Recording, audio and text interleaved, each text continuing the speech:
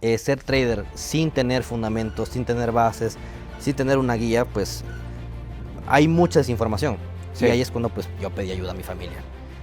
ANZ recomienda vender dólar porque los datos dicen esto y esto. JP Morgan espera al SP500 a 7.000 puntos para el próximo año. Entonces tenía que anotar todo eso y entregarlo en una hoja. En esa transición de estar leyendo documentos a gestor, vos empezaste a ser gestor ¿a qué edad? Uy, a los 18 apenas cumpliditos. El análisis como tal tiene que ser básico dentro de su naturaleza. Sí. O sea, no complicarlo más de lo que en realidad es. Largos CAD-yen, largos AUD-yen, largos dólar-yen, que se me dolió porque se me dejó. Pero yo creo que entender muchas veces la teoría bien entendida te ayuda a que no sobrecaigas en poner muchas más líneas, en no inventarte términos. Yo creo que lo peor que uno puede hacer es intentar inventarse técnicos en pleno 2025. ¿Cuáles son las mayores diferencias que vos encontraste entre el mundo profesional y el mundo retail? Uy, yo creo que en cierto punto se parecen. Uno comprendiendo muy bien el valor fundamental como tal del activo, es simplemente tomar la operación en función a ese direccionamiento que te está dando la economía y los datos. Sí, sí. ¿Dónde nace Global Macro Terminal? Uy, por el ego. Bueno, la idea es expandir un poquito más la conversación que habíamos tenido inicialmente, sí, porque sí. la gente se alebrestó. La gente dijo que no, que necesitaba la conversación completa, entonces, como no la tenemos completa, Va a tocar hacerlo. va a tocar hacerla completa. A mí me parece muy importante y destacar inicialmente cómo es que esa transición tuya, porque tu historia de trading es muy diferente a las historias común y corriente. Normalmente uno como empieza, uno conoce lo más superficial que tiene el mundo del trading, luego a medida de que uno va escalando, va conociendo, va viendo qué va siendo más profesional, pero en tu caso iniciaste ya desde un punto de vista mucho más profesional. Entonces como que esa parte del proceso inicial te la saltaste prácticamente, Sí. pero directamente caíste en un área más profesional. Entonces sí me gustaría como que empezáramos hablando de eso, como esa parte de la historia inicial. Ya luego como ya el desarrollo pues que nos lleva hasta Global Macro. Bueno, a mí siempre me da pues risa contar al menos mi historia porque yo no empecé por mí, empecé pues por mi familia y recuerdo que tenía 12 o 13 años y me compraron acciones, o sea, esa creo que es la historia que siempre me acuerdo. Y en Ecuador como que la acción no crece mucho, Sí. realmente como que de donde sale dinero una acción es en dividendos y el dividendo es del 4, del 5%, entonces imagínate, con una inversión tal vez de $10,000 recibes un muy buen dividendo anual y eso lo ocupaba mi madre como mi Navidad. O sea, como que justo el Sí. dividendo se pagaba como en octubre, en noviembre y eso era como para ver regalos de Navidad. Eso me acuerdo clarito. Y no, pues imagínate, niño de 12 años con $500 en el bolsillo, se compraba todo en Ecuador es en juguetón. Sí. Y ya cuando iba creciendo y ya pensando en qué hacer a futuro, siempre me gustó como que estar ocupado. Al inicio pues jugaba mucho fútbol, jugaba básquet, pero siempre me ha gustado leer, creo que es algo que también me ha marcado mucho, leí mucho sobre filosofía, al menos siendo muy joven. Economía es uno de los temas que siempre me atrajo a entender, principalmente por la parte de historia, diría yo. O sea, Sí. historia ha sido lo que más me ha interesado leer siempre y pues siempre como que la historia está ligada a una parte económica y como que lo desvié para ese rumbo. Eh, pues cuando quise comenzar con una carrera en finanzas, intenté hacerlo por mí solo, como por 6 meses. Y pues es duro, como tú dices, el tema de intentar ser trader sin tener fundamentos, sin tener bases, sin tener una guía, pues hay mucha desinformación. Sí. Y ahí es cuando pues yo pedí ayuda a mi familia. Y me contactaron pues con gente que estaba en el sector, etcétera. Y entre ellos una persona que conocí incluso por mis medios, la verdad que creo que fue muy bueno, fue una persona que manejaba 1.500 millones de dólares para el Banco Pichincha. Ok. Entonces era un perfil muy interesante. Él era en ese tiempo todavía joven, 33 años, no era todavía tan señor. Pero pues él llegó ahí igualmente por contactos de su familia, o sea, la Sí. verdad. O sea, hay que ser honestos que no es que llega el más calificado ni el mejor, realmente muchas veces es tener un contacto, una conexión, cuando uno puede escalar. Porque hay gente que este año hemos visto con muy buen rendimiento, con muy buen análisis, que hace bien las cosas, pero que uno, al no conocer estructuras profesionales, por ejemplo, hay gente que este año no conocía ni que era una PAM. Entonces digo, eres rentable, haces buena rentabilidad en tu portafolio y no conocías un sistema para poder multiplicarlo. Incluso la reunión que tuve hace media hora, Sí. un trader muy bueno, que hacía bien las cosas, pero que le tocaba que toda la gente se conecte con él a operar. Sí, Más fácil conectarlos todos a una PAM. Si van a hacer exactamente lo claro, mismo que tú, los obviamente. conectas a una PAM y lo aprovechan. Entonces, a partir de ahí, pues ingresé como analista junior de mercados, que era en pocas palabras leer documentos todos los días de qué dice JP Morgan, qué dice Goldman Sachs, qué dice ANZ, y hacer un resumen, realmente. ANZ recomienda vender dólar porque los datos dicen esto y esto. JP Morgan espera al SP500 a 7.000 puntos para el próximo año. Entonces, tenía que anotar todo eso y entregarlo en una hoja. Y ese era el mayor reto, realmente, que sea solo en una hoja. Claro. Entonces era letra, Claro. letra 8, ¿Por sin qué? gráficos. Sí, o sea, y porque literal nosotros tenemos acceso a documentos dentro de Global Macro y la estructura, estamos hablando de que son por ahí unos 50 documentos. Los lunes diría que es el día más 80. cargado de documentos y pueden ser fácilmente 80 documentos. Te imagínate colocar 80 documentos En una hoja. en una hoja. Sí, No, sí, es sí. complicado. Entonces era un reto muy grande, pero que al final del día tú ves que en los bancos casi que hay semanas que todos opinan lo mismo. JP Morgan dice compras en SP, Goldman dice compras en SP, ANZ dice compras en SP. Entonces, en cierto punto ya entendía por qué se pedía tan corto el resumen, porque yo diría que 7 de cada 10 semanas tenemos esas congruencias. Sí. ¿Sí? Y habrá otras 3 donde sí, unos son compra, otros son venta, unos es no hacer nada. Y es como que el trabajo inicial, yo creo que ideal para un buen analista y que luego pueda saltar a gestor realmente. Claro, es que ya el tema, o sea, el tema de la gestión es algo bastante relevante porque normalmente un buen trader tiene que aspirar a ser muy buen gestor. Solo que ¿qué es lo que pasa? Hay una brecha muy grande en el hecho de que vos manejar una cuenta de $1.000 o manejar una cuenta de 10.000, tirémonos $100.000, no es lo mismo que vos ya estar gestionando un portafolio muchísimo más grande, de 10 millones, 100 millones, de números más grandes, porque claramente la gente va a full margin, o sea, se quieren tirar full riesgo y claro, a tirar rentabilidades supremamente altas, pero dentro de un fondo de inversión no es así.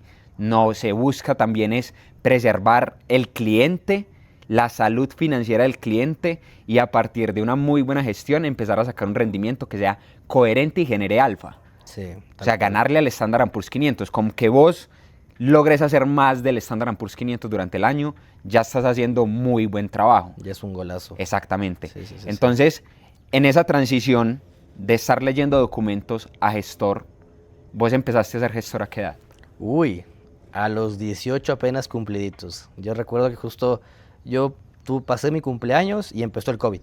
Sí, Entonces justo fue encerrarse a trabajar. Y como el mercado cayó tanto en febrero, justo yo cumplí el 24 de febrero, y el mercado era cae y cae y cae, a mí me dieron accesos a la cuenta en abril, sí, abril. sí.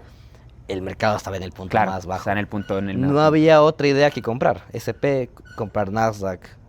Y fue lo que se hizo. Entonces, eso también yo diría en parte suerte, porque empecé cuando el mercado estaba en el piso y se pudo comprar en muy buenos precios. Y obviamente eso me ayudó a que la ganancia a final de año sea mucho más alta que gente que empezó en enero. Sí, Porque en enero tuviste buen rendimiento, se cayó todo marzo, se te comieron ganancias y si liquidaste por miedo, valiste a comprar en el punto más bajo y que la cuenta cerrara se vaya subiendo. súper bien. Entonces, eso también diría yo que me ayudó. Pero de ahí las ideas, al menos en gestión, nunca salen mucho de lo raro. Por ejemplo, si algo está pasando en específico, como el tema de vacunas, AstraZeneca eran buenas ideas de compra, Pfizer eran buenas ideas de compra en acciones. En cuanto a índices, por ejemplo, creo que fue el año que más ocupé opciones 2020, Sí. porque el mercado no era positivo frente al futuro. O sea, realmente creo que todos pensaban que la pandemia iba a durar 2, 3 años y no, las opciones estaban bastante baratas. ¿Qué hice yo? Comprar opciones out of the money a 3 meses con una expiración 10% arriba y el mercado acabó dando ese rendimiento, porque Sí. el 10% arriba era recuperar la mitad de la caída que Sí. se tuvo. Y obviamente las opciones expiraron súper bien. E incluso con esa expiración conseguimos más fondos para poder manejar más capital. Entonces, estrategias obviamente a favor de tendencia, a favor siempre de datos económicos favorables. Obviamente el tema de pandemia sí causó mucha distorsión en datos, pero el cambio fue inmediato. Y creo que es algo muy parecido a lo que vimos este diciembre, que la probabilidad de un recorte de tasas estaba en el 80%, luego subió al 20%, lo cual es una locura, Sí. y otra vez está en 90%. Entonces, cuando uno ve ese tipo de desviaciones entre la situación real y el dato, ¿Y el dato? se puede arriesgar un poco más, tal vez. Claro. No irse all-in, pero sí asumir un poco más de riesgo en situaciones específicas como las que se pueden ver en este tipo de casos. Claro, porque ya uno comprendiendo muy bien el valor fundamental como tal del activo, es simplemente tomar la operación en función a ese direccionamiento que te está dando la economía y los datos, Sí, sí, que sí. era algo que hace poquito se hablaba dentro de la comunidad y era lo que estaba sucediendo con el yen. Sí. Que obviamente los documentos bancarios y empezaban a decir, hey, hay que empezar a tener un poco de cuidado con el yen, y más cuando salió con la intervención verbal que ya iban a intervenir el yen, pero los datos seguían mostrando que el valor fundamental seguía mostrando de que el Negativo. yen iba a seguir debilitándose. Largos CAD yen, largos AUD yen. AUD yen, largos dólar yen, que ese me dolió porque ese me dejó, ese me dejó, pero la narrativa era muy clara. O sea, los datos seguían mostrando el direccionamiento, y supongamos en temas de pandemia estábamos tasas bajas, el consumo estaba empezando a mostrar fortalecimiento, se veía esa intención de crecimiento y de estímulo. Si se va a estimular la economía era porque si se estimula la economía es porque a las empresas les va a ir bien, si les va a ir a las empresas le va a ir bien, claramente Índice los sube. índices le va a ir bien, y el crecimiento, los niveles de, por ejemplo, acá en Colombia en pandemia, si no estoy mal, se creció el PIB luego ese año de apertura de pandemia por encima del 10%, fue el PIB de Colombia. No. Entonces, los niveles de La crecimiento. recuperación fueron muy altos. Y ahí tocas algo muy importante, que es el tema de que muchas veces el análisis como tal tiene que ser básico dentro de su naturaleza. Sí. O sea, no complicarlo más de lo que en realidad es. Mira que en ese momento era muy sencillo hacer una gestión de ese tipo, donde simplemente posicionarse en lo que es más lógico, y en oportunidades que de alguna manera sí permitan el hecho de poder exprimir en realidad lo que te está mostrando los datos, lo que te está mostrando el direccionamiento. Entonces, yo creo que somos una sociedad de que creemos que entre más complejo Es mejor. es mejor, porque también nutre el ego. Sí. Entonces, claro, me nutre el ego, creo que tengo un poquito más inteligencia, o soy más inteligente porque tengo mayor capacidad intelectual de crear algo más complicado. Pero la gran realidad es que entre más sencillo, mejor. No me vayas a morder. Que ya Eso te mismo estaba conozco. pensando. Apolo, venga. Nada, no, está relajado. Entonces sí, me parece que desde esa perspectiva, en realidad, no salirnos de lo básico, no salirnos de lo que sirve. El tema macro es algo que viene funcionando desde hace mucho tiempo. Vos tenés más conocimiento en función a más o menos estrategias macro, se viene utilizando de mucho. 50 años. Como tal se puso de moda en los 80, diría yo. En los 80 empezó a ser una estrategia de riesgo, principalmente en eventos. O sea, Sí. ¿qué pasaba mucho en los años 80 y 90? Los mercados estaban muy desconectados del dato porque obviamente no teníamos la misma velocidad de información que hoy en día. Antes, para que una noticia se sepa a nivel mundial tomaba horas, Sí. si no es que días. Entonces, algo que yo escuchaba en esos casos de una persona que trabajaba en ese tiempo es que los operadores de Londres a veces se tardaban 1 hora en meter operaciones en Nueva York. Sí, Entonces había mucha oportunidad de arbitraje. Sí. ¿Qué pasaba? Por ejemplo, pasémoslo a FX. Si el euro dólar subía por un dato del dólar y veías que el N dólar no subía, podías comprarlo y ganarte 40 pips. ¿Por qué? Porque los mercados no eran tan eficientes como lo son ahora. Y eso se creó pues, a partir de operar datos económicos. En los 80 se puso muy de moda. El dato fue bueno, pues Sí. compra esto. Y luego, ¿qué pasó? Las correlaciones era lo que se busca operar. Ok, el dato fue bueno en dólar y el dólar subió, pero ¿subió contra cuál? Contra el euro dólar. ¿Y el dólar yen por qué no se movió? Entonces, luego como que saltamos de primero el evento económico y la operación post, a luego la correlación después del evento económico con otros activos. Y es ahí donde empezó a crecer más el tema de macro y acabó juntando un montón de capital. El último dato público que tenemos es la gestión en 2023, que Global Macro está gestionando 331 mil millones de dólares en gestión, lo cual la pone en una de las estrategias más sólidas que existen hoy en día y que Sí. más se ocupan. Incluso muchos de los fondos utilizan multi-strategy. Sí, sí, sí. Y dentro del multi-strategy sí o sí hay macro. Sí. Entonces también es importante tener en cuenta eso. El tema es que incluso para hacer un proceso de evaluación de cualquier tipo de sector, sea acciones, sea ETFs, tienes que meterle en algún lado tasa de interés. Claro, Porque si no, no sabes si la empresa va a crecer con una tasa alta o con una tasa baja, porque depende del modelo de negocio, depende de la rentabilidad, y esto puede acabar impactando con la tasa de interés. Y la tasa de interés es un indicador macroeconómico. claro. Entonces, en cualquier nivel de análisis, sea de acciones, a esa tendencia, porque o sea, si tú vas a analizar solo seguimiento de tendencias, en algún punto tienes que meterle un modelo de evaluación y el modelo de evaluación va a tener tasa de interés. Entonces, está metido en todo, es lo Es bueno. que incluso hasta para el día a día, o sea, el factor de costo de oportunidad de yo supongamos algo tan sencillo como saber en qué momento endeudarme y saber en qué momento es bueno tener liquidez para invertir, ahí es importante también saber de macro. Sí, sí, sí, Porque es que si yo, por ejemplo, tengo conocimiento de que listo, los tipos de interés están altos y tengo la liquidez, pues no me voy a financiar. No. ¿Qué voy a hacer? ¿Tengo liquidez suficiente para qué? Para invertir. Sí.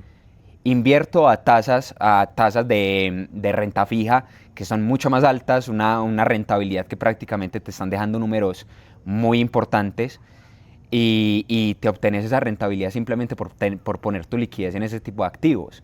Pero en un punto donde los tipos de interés están bajos, ahí es mucho más importante vos saber, me puedo financiar para cualquier proyecto que me pueda dar una tasa de rentabilidad mucho mayor a mi tasa de financiación, o otra cosa que se puede hacer es no voy a invertir en tasa fija. Claro. No voy a invertir en activos de renta fija, me voy a tirar para renta variable porque es mucho. Casi que uno está obligado. O sea, casi Prácticamente. que estás obligado. Cuando la tasa es muy baja, estás obligado a comprar índices, a comprar activos de riesgo. Porque si no, no vas a rentar el capital. Y la inflación te va a comer el rendimiento. Exactamente. Entonces, casi que te obliga a comprar activos de riesgo. Y como te obliga a comprar activos de riesgo, no eres el único obligado. Y haces que el mercado acabe subiendo un 15% al año. Sí. 20% al año. ¿Por qué? Porque todos estamos obligados a asumir riesgo. Como todos estamos comprando riesgo, pues la demanda por el activo aumenta y eso hace que el precio también acabe subiendo. Exactamente. Cuando vos empezaste en gestión, ¿cuál fue el puesto que se tiene en gestión al iniciar? Cuando El empiezan gestión inicial así es como corporativa. Junior Portafolio Manager, Sí. Y vos llegaste, escalaste hasta Head Portafolio Manager, que fue lo más alto. dentro de ese proceso, en el proceso bancario de escalar también dentro de la posición así, Ujú. ¿cuáles son las mayores diferencias que vos encontraste entre el mundo profesional y el mundo retail? Uy, yo creo que en cierto punto se parecen, porque, a ver, se puede manejar un portafolio muy bien y sacar un rendimiento por encima del S&P fácilmente. Creo que incluso comprar el índice apalancado del S&P por 2 veces que existe, lo haces y le duplicas al S&P. Sí. Se puede hacer. O comprar el triple apalancado del Nasdaq, que yo tuve compañeros que compraban el triple apalancado del Nasdaq y Sí. obviamente como el Nasdaq no retrocedía mucho, pues su portafolio parecía una línea curva perfecta. Pero el tema ahí es entender en no complicarse mucho con la gestión, porque hay gente que está 3 años intentando sacar modelos de evaluación o estrategias que nunca los pone a correr. Lo ideal es entender la situación económica actual y a partir de tomar decisiones de inversión. Porque a veces al más joven, como creen que tiene el cerebro más fresco, lo ponen a hacer cosas muy nuevas. Y es ahí donde el gestor deja de ser gestor y comienza a ser programador casi. Yo tengo compañeros que ingresaron conmigo posiblemente un poco mayores, pero que todavía están trabajando en crear un portafolio ideal. Entonces, pasa también mucho en el retail, que todos quieren la estrategia perfecta. Obviamente el retail pierde plata mientras lo hace y el profesional al menos te dan un salario y estás tranquilo. Pero veo que pasa mucho eso que todos quieren crear algo propio. Sí. Y eso creo que es un gran problema tanto para el profesional como para el retail. Yo creo que el modelo de negocio exitoso que al menos ha marcado a Latinoamérica es traer producto, sea americano, o sea chino, o sea europeo, o traer la idea de negocio y asentarlo aquí. Creo que es lo que ha funcionado muy bien con restaurantes, con tiendas, Sí. con ropa. Y yo decía, ¿por qué no hacemos lo mismo con gestión? O sea, ¿por qué voy a inventar algo yo? O sea, Sí. uno, es tiempo, es complicado, es pensar mucho. Entonces, eso también pasa en el mundo profesional, que todos quieren hacer su estrategia mucho más efectiva, mucho más rentable, sin menos dragda. Entonces, ese tipo de procesos sí se repite, tanto en el retail como en el profesional. Y creo que es una gran limitante que la gente no quiere aprovechar metodologías que ya existen, que ya funcionan, y solo se dediquen a gestionarla correctamente y están más bien intentando crear el próximo Quantum Fund como si fueran Jim Simmons. Sí, sí. Incluso hay algo curioso con este tema y es que muchas veces vos encontrás un común denominador. Por ejemplo, yo hice muchos, pero o sea, cuando te estaba hablando mucho es mucho. O sea, yo me gasté la plata sobre la mesa haciendo cursos porque yo caí en el sesgo de la confirmación de que en realidad el verdadero problema era la estrategia y no yo mismo como tal, de no darle tiempo también, la periodicidad suficiente a poder asentar la estrategia. Que incluso algo que yo te conté cuando empecé full con Global Macro, fue el hecho de que yo el primer curso que hice fue un curso de análisis técnico básico. Soporte, resistencias, líneas de tendencia, estructura, tendencia. Sí. Y era swim ese curso. Pasé por... Yo en esos días hice la cuenta, yo hice he hecho como en total 14, 15 cursos. Ay, hijo de madre. Y ahora estoy operando lo mismo del primer curso. En tema de análisis técnico estoy operando exactamente lo mismo. Soportes, resistencias, estructura, tendencia, líneas de tendencia. Sí. Ya. Se acabó. Ya. Básico. O sea, tuve que pasar un proceso de 4 años, pasar por 15 cursos, gastando plata. Se gasta la plata para volver a empezar donde entré. Sí. Entonces es bastante curioso porque de alguna u otra manera muchas veces queremos sobrecomplicarnos y cuando exploras muchas estrategias te das cuenta, pero listo, esto es lo mismo. O sea, literalmente es lo mismo. Sí, con otro nombre. Con otro nombre. Con otro nombre. Por ejemplo, el tema más relevante es con el tema de los order blocks o order block en quiebre. Sí. Donde vos ves un order block en quiebre, yo veo un soporte o veo una resistencia. Se acabó. Es lo mismo. Sí. Es lo mismo. Solo que yo soy el que considero personalmente que el análisis técnico tiene la base en función a la estructura y la tendencia. Sí. Y a partir de eso ya simplemente es ver los modelos de confirmación, los puntos de reacción. Ya. Se acabó. Sencillo. Y más importante cuando ya tenés la dirección del macro, porque el Sí. macro ya te dice la dirección. Porque al menos la gente quiere solo hacer análisis técnico y quieren que por ejemplo, todo soporte funcione como un soporte. Sí. Pero si no hay una razón fundamental detrás de que ese activo pueda apreciarse en las siguientes semanas, ese soporte da igual. O sea, es un soporte sí, pero no existe demanda solo por un soporte. Y es ahí donde sí, el tema técnico está bien, pero debe ser la última parte, el último 25% del proceso, después de haber hecho un análisis completo de los datos económicos. No, y sabes que yo me he dado cuenta de que muchas de las personas que dicen de que por ejemplo, algo tan básico que incluso soporte, resistencias, líneas de tendencia, estructura y tendencia están dentro del CMT, que ya nos vas a explicar un poquito de qué es el CMT, pero la gran mayoría que dice que no funciona esto es porque no lo saben trazar. Sí. Algo que yo le digo mucho a la gente es, vení, ponele lógica a la cosa. ¿Para qué vas a trazar una línea, o sea, para qué vas a trazar un soporte, una resistencia que viene desde el 2020? O sea, créeme que al fondo que está analizando hoy el análisis técnico no le interesa qué pasó en el 2020. Traza la línea de tendencia, el soporte, la resistencia, más centrada en función a la actualidad del precio, porque ahí es donde está jugando el verdadero capital. Sí. No en lo que sucedió en 2020, porque estamos hablando de condiciones económicas diferentes, volúmenes diferentes e intenciones diferentes sobre el precio. A mí no me interesa si ese soporte funcionó por allá en el 2020, no. Entonces llegan y cogen, no, es que mire, esto viene desde por allá, y entonces llego y lo arrastro aquí. La gente es loca. Sí. Hombre, a mí lo que me interesa es la actualidad del precio, y si vos le haces un backtesting vas a caer en cuenta en realidad de ese tipo de información. Incluso sin tomar en cuenta el backtesting, si hablamos de estrategias que están únicamente en base a trend following, que es seguimiento de tendencia, lo ideal es 3 meses de data lo que deberías tomar en consideración para poder hacer un buen análisis. Entonces sí, o sea, no es fijarse en los últimos 100 años de historia, sino ya en la parte técnica sí bajarlo a 3 meses, que es lo ideal como para revisar en un gráfico, honestamente. Así de manera rápida, ¿qué es el CMT?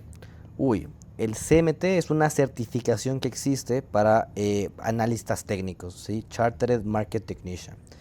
No es difícil de sacarla, la verdad. Yo he trabajado ya con 4 expertos que tienen CMT. Hay 3 tipos de CMT, CMT nivel 1 hasta nivel 3.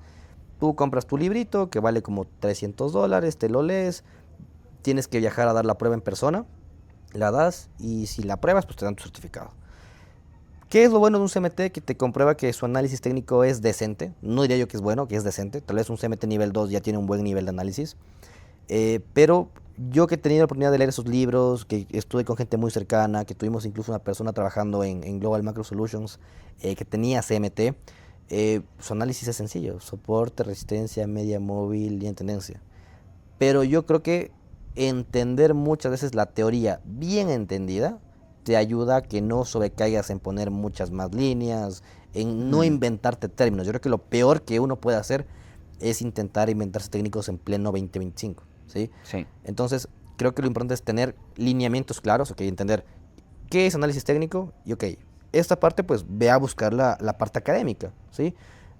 Yo creo que es una forma que también me ha ayudado mucho en mi carrera, es siempre que cuando busco una fuente que sea de academia. Eso creo que sirve mucho, al menos en el tema de gestión. Hay el Journal of Portfolio Management, que es muy bueno, es bajo suscripción. Y también hay otro journal de Financial ni sé qué, que yo estoy ahí por mi universidad. Sí. Y ahí se encuentra muy buena investigación de estrategia de momentum, de estrategias de seguimiento de tendencia, de tema macro. Y es ahí donde uno como que empieza a entender que importan muy pocas cosas: inflación, tasa de interés, empleo y PIB. Sí. Entonces es ahí donde uno no se complica mucho. Y volviendo al tema análisis técnico, lo mismo. O sea, hay X conceptos que importan y el resto pues o se inventó recién y no tiene validez, o directamente no funciona, o hay un conflicto de interés de por qué eso está hoy en día de moda. Sí, sí, total. ¿En qué momento tomas la decisión de salirte del mundo institucional como tal? Uy, algo que pasa mucho en Latinoamérica es que las empresas son familiares. Y eso yo no sé si también pasa aquí en Colombia. Eh, Algo, Algo. ya. Puede ser, de pronto en algunas pueden ser generacionales, pero hoy en día el emprendimiento, diría aquí en Colombia, o sea, lo que es creación de pequeñas, medianas empresas que no vienen generacionales, sí están surgiendo bastante en este momento. Ok. Bueno, en Ecuador yo creo que es muy familiar la empresa. Sea una empresa grande o sea pequeña, al final tú puedes hacer un muy buen trabajo, podrás tener un muy buen puesto, pero no eres el dueño. Y no vas a poder ni siquiera nunca aspirar a tener acciones de la empresa, porque es una empresa que no cotiza en bolsa, que no tienen pensado dividir las acciones, o sea que deberías ofrecer algo muy bueno como para que te den una acción a Sí. ese del 1%. Entonces dije, bueno, se ha hecho un buen trabajo. Yo siempre creo que trabajé en esto para aprender. Creo que fue un muy buen consejo que me dio pues mi familia. El tema de que, a ver, usted va a entrar a lo que a hacer para aprender. Usted entienda bien lo que hace, 5 años, dedíquese a aprender cómo funcionan las estructuras, qué se necesita, etcétera, y luego pues hacer algo propio. Entonces siempre estuvo como que en mi mente entrar a ver cómo funciona y hacer algo propio. Ok, sí. Ahí se toma la decisión y ese es el punto de inflexión. Ahora, ¿dónde nace Global Macro Terminal? Uy, por el ego. Por el ego de... O sea, es que es bastante curioso porque vos, de alguna u otra manera, ya tenías las bases tranquilamente para poder generar, para poder seguir, supongamos, con tu forma de gestión. Y aunque no lo sepan, el Global Macro Terminal por detrás tiene Bloomberg, que Bloomberg es la terminal, diría yo, la terminal financiera de datos económicos fundamentales más importante que existe en el mundo. Si vos te vas hoy para lo que es el Nasdaq o te entras a una oficina de Standard & Poor's, lo primero que vas a ver son 3 monitores y mínimo en uno de esos 3 monitores o 2 de esos monitores, 3 monitores, en 2 de esos monitores está abierto Bloomberg. Y si no es que directamente los monitores son de Bloomberg, porque tienen hasta monitores. Sí, o sea, literal. Sí. Entonces, es bastante curioso como ese paso de vos decir, listo, tengo mi metodología y tranquilamente puedo seguir con ella, porque voy a crear un terminal. Ego. El tema es que Y cómo, qué pena, ¿y cómo llegaste al documento de AQR? Uy, Que ya él te va a explicar esa es buena. cómo se llega al documento de AQR, Esa es buena. que es el fundamento que está detrás del término. Yo creo que fueron 2 problemas. Uno, que yo era muy joven en los fondos donde yo trabajaba. Entonces, obviamente, pues tú darle una opinión a alguien mucho mayor era complicado. Entonces, tenía que llegar con un modelo. No podía decirle, no, yo opino esto. No, ¿cuál yo opino? Aquí están los datos y por eso quiero comprar. Y dos, porque hay visiones muy divididas por más que todos hagamos el mismo trabajo. Hay semanas donde sí, todos vemos la misma información y decimos SP es compra o dólar es venta. Pero hay ciertas semanas, como hace 2 semanas, que la probabilidad de recorte era del 20% y hay gente que cree que el mercado es eficiente. Por más que sean profesionales, creen que el mercado es eficiente y dicen, no, es que el mercado descuenta 20% de probabilidad de recorte de tasas. Así está. Y yo sí, yo a veces me peleo, digo, ¿cuál 20%? La probabilidad es 80%. Dicen, no, pero ¿cómo vas a querer que la separación de estos sean de 60 puntos? Y se ajustó una semana después. De una semana después. Entonces, por más que seamos profesionales, hayamos hecho probablemente la misma carrera, estemos viendo la misma información, sí puede haber sesgos. Y es ahí donde un tema de programación nos puede ayudar a eliminar el sesgo personal y que solo los datos se encarguen de hablar. Entonces, de esa forma, se evita conflicto entre compañeros de no, yo creo esto, yo creo esto, yo creo esto. La terminal es alcista y vamos a comprar Claro. o vamos a vender. Y se hace mucho más eficiente la toma de decisiones porque de alguna u otra manera, para poder tomar una decisión en función a un fondo es muy importante el tema de reunión. Sí, sí, Listo. sí, sí, sí. Llegamos, nos reunimos, miramos el posicionamiento que se va a tomar. Vos estás pensando esto porque vos lo ves así, yo estoy pensando así porque lo veo así. Otro lo piensa así, entonces lo vi así.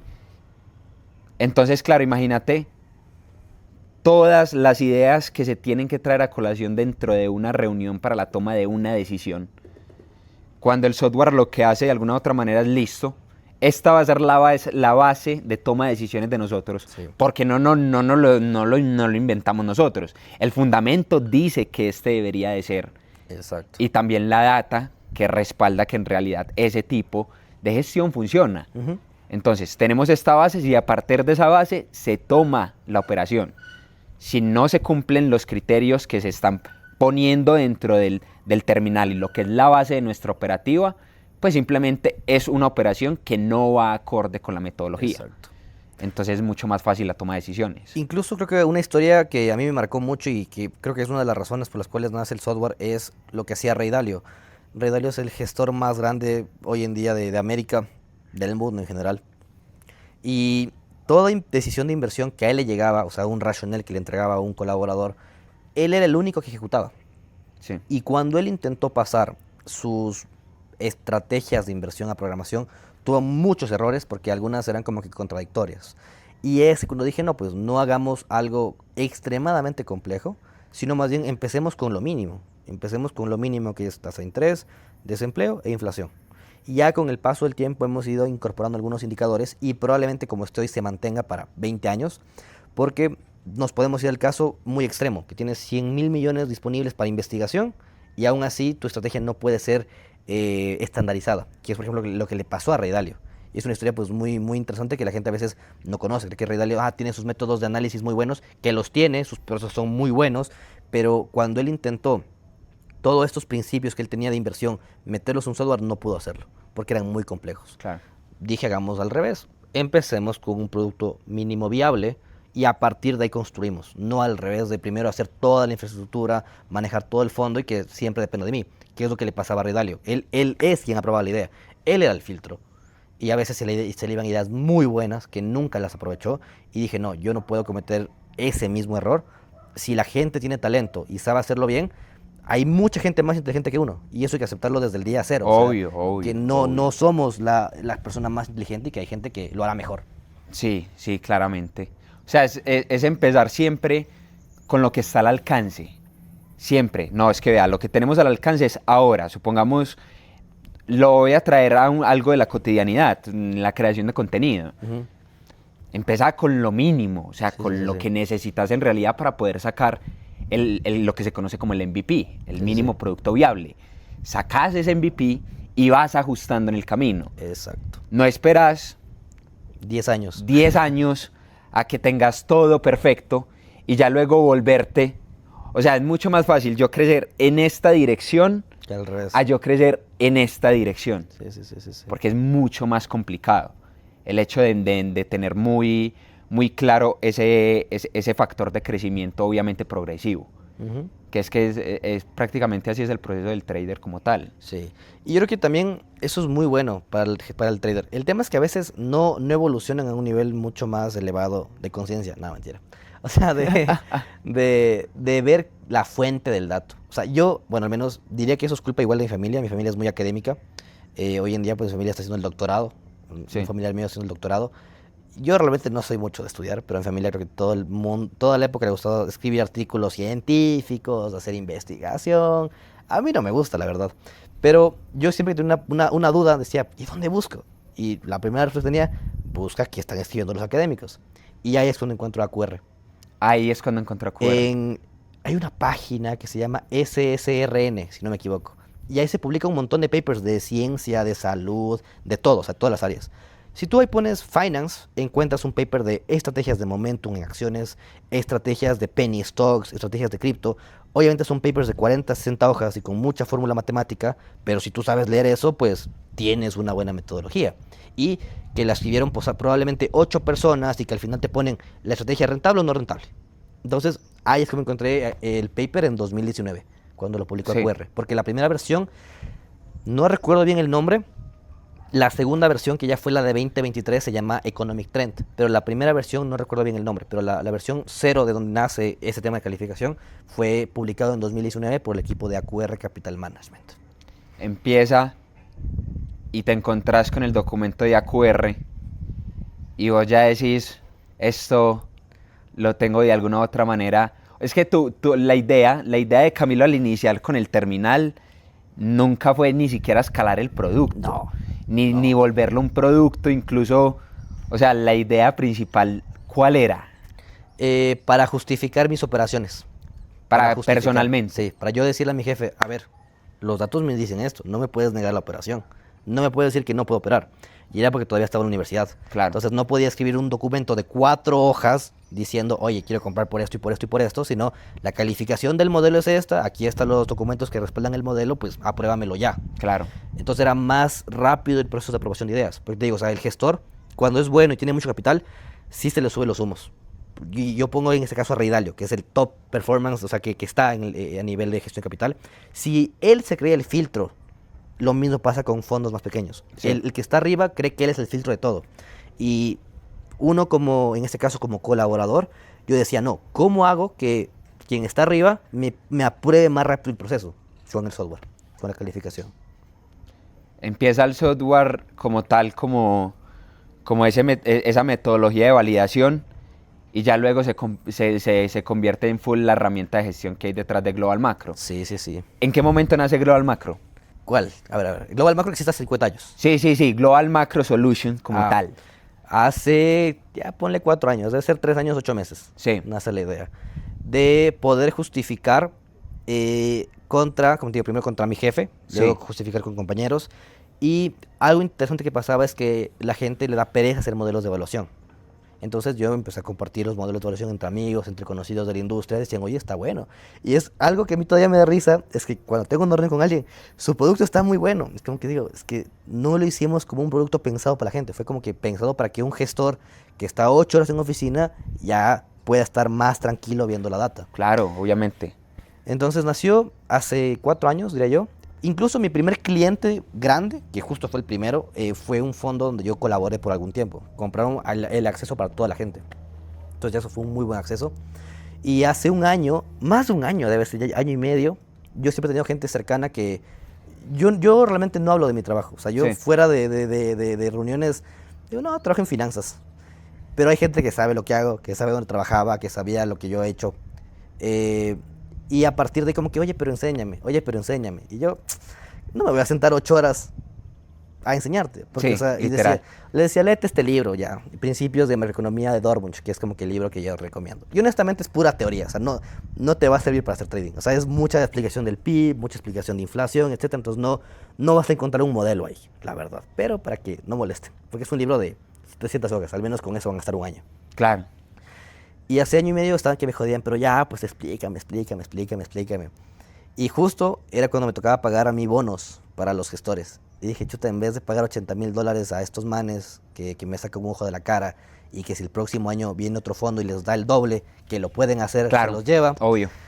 ¿Y por qué esos $80,000 no lo metemos a que la gente entienda la metodología y que la replique?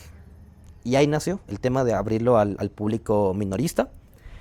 Y ha salido creo que mejor de lo esperado, la verdad. O sea, el tema de que la gente tiene talento y que cuando el proyecto sale desde cero y se les da la oportunidad, hace que la gente no se quiera votar, con excepciones, con excepciones. Pero es esa creación del equipo de colaboración interno que ha hecho que el proyecto valga 100% la pena. Sí, claro, obviamente, porque es que ya es una metodología de validación. Por ejemplo, vos puedes ser muy buen analista técnico y el software te ayuda a tener ya una metodología mucho más fundamentada en datos. Y es lo mismo que yo le digo a la gente, o sea, a la gente que me sigue en Traders sin Corbata, yo les menciono mucho lo mismo, y es el hecho de que vos, por ejemplo, no es lo mismo fundamentar una operación diciéndote, ves que tomé aquí esta operación en largo porque aquí había una resistencia. Sí. O no, yo tomé aquí esta operación porque aquí había un order block y estaba en estructura alcista. A yo decirte, no, es que mira, tomé esta operación largo en euro dólar porque veía fortalezas del euro teniendo en cuenta su posicionamiento macroeconómico, cómo está su economía, está mostrando más fortaleza, mientras que el euro está presentando un panorama de debilidad. Identificación de fortaleza y debilidad, voy y busco la operación. Tal cual. Y por esa toma de operación, o sea, es mucho más fundamentada la toma de decisiones. Y es incluso más fácil para que alguien que no se dedique a esto entienda. Porque yo realmente no hablaba por eso de lo que hago antes. Porque ¿cómo le voy a explicar a alguien que compro por un order block? Entonces decía, qué pena la gente que sí sale y habla del tema. Incluso hablar de macro es un poco complicado, pero yo lo doy a entender a la gente. Si los datos económicos son buenos, compramos activos. Si los datos económicos son malos, vendemos el activo. Funciona con lo mismo que con las acciones. Exactamente. Es que es la misma bobada. Por ejemplo, si yo voy a comprar o me voy a posicionar en una acción de una empresa, para mí es importante que el fundamental como tal de la empresa tenga sentido.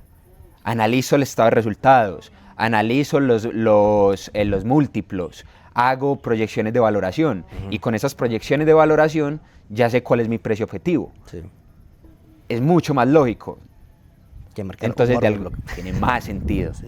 Entonces claramente... Entonces eso ha sido lo que hemos hecho. Creo que ha sido muy chévere este camino. Me gusta, yo creo que por la gente que se ha encontrado en el camino. Creo que es el máximo valor que le hemos sacado, el armar algo propio. Porque una cosa es tener colaboradores, que se les paga y que cumplirles y todo, pero no se llega a formalizar. O sea, es muy formal el trabajo, a crear algo desde cero y que haya gente que colabore y que probablemente pues 20 años trabajemos en línea y sea un crecimiento mucho mejor, y eso también hace que la empresa en un futuro pues pueda mantenerse más sólida. Claro, también es el hecho de crear relaciones. Y hoy en día, algo que estamos hablando en estos días que nos pareció bastante curioso, pues hemos hablado mucho, pero de las cosas que más nos pareció curiosas es que destacar en esta industria es muy fácil. Muy fácil. Sí. Es simplemente hacer las cosas bien. Sí. Simplemente. Porque hay tanta gente haciendo las cosas mal, que hay alguien que está haciendo las cosas bien y ya destaca. Bueno, ya llama la atención. Falta el Porsche. Ya falta el Porsche, el 911. Falta la marca. No, pero sí, creo que me gusta crecer así, honestamente. Creo que no hay nada mejor que vivir tranquilo y hacer las cosas bien todos los días. Y pues seguir creciendo, la verdad. O sea, creo que es muy bueno las proyecciones que tenemos, buscar nuevos gestores. Al menos el piso de Medellín, que probablemente salga el próximo año, ya está lleno. Sí. No tenemos más cupos. Lima, tenemos cupos. El de Quito, veremos qué pasa. Estamos en veremos. Está en veremos. Pero sí, de alguna u otra manera, sí, la idea es ir creciendo, no solamente crecer como producto, sino también global macro como fondo, que personalmente considero que ese sería el direccionamiento profesional que debería tomar cualquier trader. O sea, la mejor manera es hacer las cosas profesionales. Lastimosamente, nosotros que, pues la historia de nosotros o la gran mayoría de traders es que empezamos por una parte menos profesional, ya luego que vamos con el camino, con el tiempo vamos encontrando el camino más profesional. Pero la idea es que desde un principio, si usted, por ejemplo, que apenas está empezando, inicie por una metodología que de alguna u otra manera ya sea profesional y vea su negocio no pequeño. O sea, véalo de una vez grande, que es la gestión de capital. Gestionar capital es el negocio real. Es el negocio real. El negocio real está detrás de gestionar en realidad capital, pero capitales importantes. La meta La meta, yo creo que de cualquier fondo decente, que es, en nuestro caso, es manejar 1.000 millones. Ese es el objetivo del fondo, Sí. 1.000 millones a futuro. Y hacer las cosas bien, realmente. Mantenerlo así, buscar buenos gestores y que el portafolio crezca, que el cliente esté tranquilo, que nosotros también estemos tranquilos y todos felices, realmente. Sí, sí, esa es la idea. Esa es la idea. Ha habido otra vía acá. ¿Cómo? Ha habido otra vía acá. Sí, sí, sí, es que esto es grande. Esa no sabía. Pero entonces sí, la idea es seguir trabajando. Estamos todavía en pañales. No, aunque sí. para Uf. mucha gente dentro de la industria, que eso te ha parecido a vos curioso. Sí. Porque ahorita donde en Global Macro se está gestionando un capital importante. Sí. Para Camilo no es importante, Nah. porque Camilo conoce todo el tema profesional, conoce en realidad en qué valor empieza a ser importante un fondo, que es más o menos que 1.000 millones. 1.500 millones. 1.500 A millones partir ya de empieza ahí. a ser importante un fondo. Y más que nada también el entender de dónde viene el capital. Porque, por ejemplo, si tú trabajas como asset manager para un broker, tú no sabes quién es tu cliente. Y el comercial de ese broker mañana lo puede mandar con otro gestor. Y tú hoy tenías 100 millones y ahí luego tienes 20. ¿Por qué? Porque el cliente nunca llegó por ti. El cliente llegó por el broker que tenía muy buenas prestaciones, bla, bla, bla. Pero al final del día es un capital que lo manejas, pero que tu cliente ni siquiera se entera de qué está haciendo. Sí, Entonces, sí es importante destacar como un fondo que hacemos bien las cosas y que el cliente nos busque por el tipo de estrategia que estamos manejando. Entonces, claro. esa creación, que es lo que estamos buscando ahora a futuro, vale 10 veces más manejar capital así que te lo manden directamente y que tú solo seas el gestor detrás.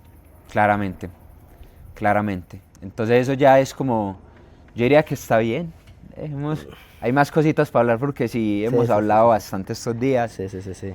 Pero lo más importante es como conocer en realidad cuáles fueron los inicios de lo que fue Global Macro Solutions en este momento, en dónde estamos parados hoy y ya lo que se viene aquí para adelante es seguir trabajando. Trabajar y trabajar y trabajar, no hay nada más que hacer todos los días y... yo creo que Workaholic.